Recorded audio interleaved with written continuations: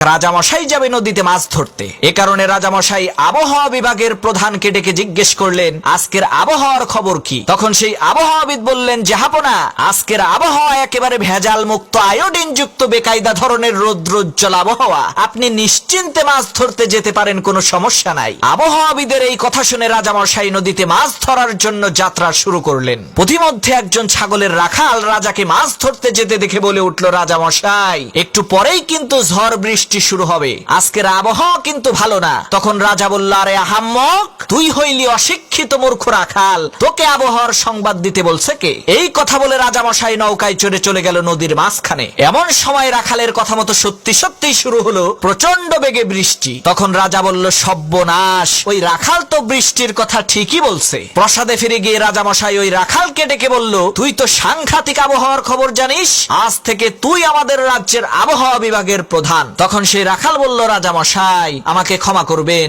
আমি তো আবহাওয়ার সংবাদ জানি না। রাজা অবাক হয়ে বলল, তাহলে বৃষ্টির কথা বললি কি করে? তখন সেই রাখাল বলল, রাজামশাই, বৃষ্টি আসার আধ ঘন্টা আগ থেকে আমার ছাগল ঘন ঘন মুততে থাকে, ওই ছাগলের ঘন ঘন মুতার দৃশ্য দেখে আমি আপনাকে বলেছিলাম বৃষ্টি হবে। তখন রাজামশাই বলল, নো প্রবলেম, কোনো সমস্যা নাই, তোমার ছাগলকেই আমি আবহাওয়া বিভাগের প্রধান বানাবো। ঘটে গেল এক অপূর্ব কাহিনী। পৃথিবীর ইতিহাসে প্রথমবার মানুষের পরিবর্তে একটা ছাগল হলো আবহাওয়াবিদ। সেই থেকে শুরু হয়েছে আজও নাকি পৃথিবীর বিভিন্ন দেশে সত্যিকারের মানুষের পরিবর্তে ছাগলদেরকেই বড় বড় পদমর্যাদায় ভূষিত করা হয়।